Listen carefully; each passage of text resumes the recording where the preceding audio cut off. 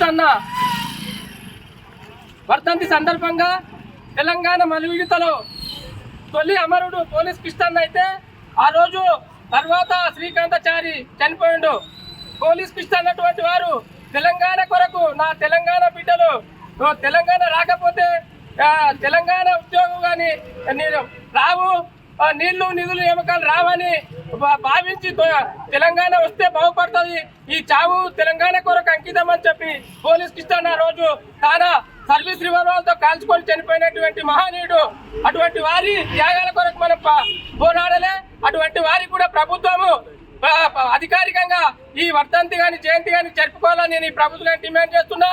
ఈ ప్రభుత్వం కూడా ముందు వీళ్ళందరినీ బడుగు బలైన వర్గాల కొరకు చాలా విస్మరిస్తుంది. వీళ్ళందరి కొరకు ప్రభుత్వం ముందుండి వీళ్ళ వచ్చే హక్కులన్నీ రాయాలి. ఇప్పుడు కులగణలో కూడా వీళ్ళకి వచ్చే రిజర్వేషన్లు కూడా ఇవ్వాలి. ఇటువంటి ఎందరో తెలంగాణ కొరకు అమరులైన దాంట్లో పోలీస్ కిష్టన్న తొలి అమరుడు. మా తొలి విడతలో కూడా ఎంతో మంది ఆత్మహత్య చేసుకుంటే కానీ పలు విడతలో తెలంగాణ సాధించినటువంటి వీళ్లకు ప్రభుత్వం ముందుండి ఆదుకొని వీళ్ళందరికీ ముందు వీళ్ళ కుటుంబాలను కూడా ప్రభుత్వం ఆదుకోవాలని డిమాండ్ చేస్తూ జై పోలీస్ కిష్టన్న, జై పోలీస్ కిష్టన్న.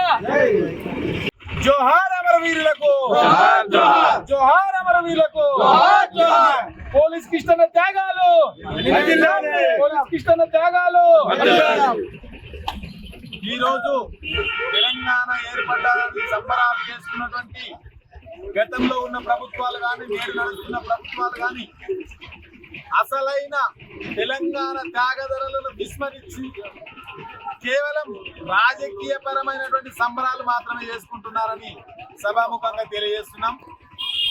ఆనాడు ఎప్పుడైతే తెలంగాణకు నీళ్లు నిధులు నియామకాలలో ఆంధ్ర పాలకుల చేతిలో మనం పొద్దులై నష్టపోతున్నామని గ్రహించిన ఎందరో విద్యావేత్తలు, మేధావులు, చదువుకున్న వారు, విద్యావంతులు, కుల వర్గీకరణ కుల సంఘాలన్నీ కూడా ఉవ్వెత్తున తెలంగాణ ఉద్యమానికి ఊపిరి పోస్తే అప్పట్లో ఉన్నటువంటి కేసీఆర్ గారి నాయకత్వం లోపల, కోదండరాం గారి నాయకత్వం లోపల, జేఏసీ నాయకత్వం లోపల, తెలంగాణ విద్యార్థుల నాయకత్వం లోపల తెలంగాణ ఉద్యమం ఉప్పెనల ఉప్పొంగుతున్న వేళ కూడా కేంద్ర ప్రభుత్వంలో ఉన్న కాంగ్రెస్ పార్టీ తెలంగాణ ఇవ్వడానికి నిరాకరిస్తుంటే నా గడ్డ దెబ్బతింటది, నా గడ్డ భవిష్యత్తు నాశనం అవుతుంది, నా గడ్డ యువకులకు ఉద్యోగాలు రావు, నా గడ్డ యువకులకు నీళ్లు రావు అనే ఒక ఆలోచనతోన ఎందరో ఉద్యమకారులు తన ప్రాణాలను అర్పించినారు.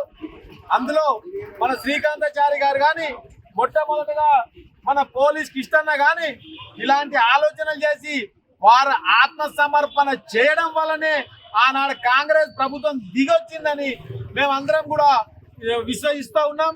మరి అలాంటి త్యాగధనులు తమ ప్రాణాలను అర్పించి సాధించినటువంటి తెలంగాణలో ఈ రాజు గద్దెనెక్కి కూర్చున్న పాలకులు ఎవరైతే ఉన్నారో అసలైన వాళ్ళని విస్మరించి తోలుతొప్పేగాలకు చేయగొడుతున్నారని సభాముఖంగా తెలియజేస్తాం.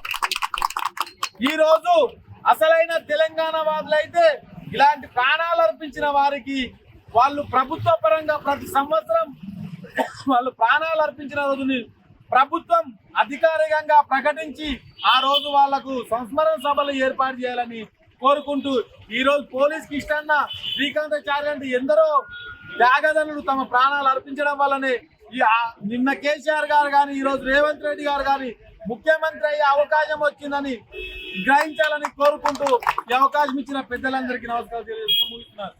జోహార్ అమరవీరులకు, జోహార్ పోలీస్ కిష్టన్నకు.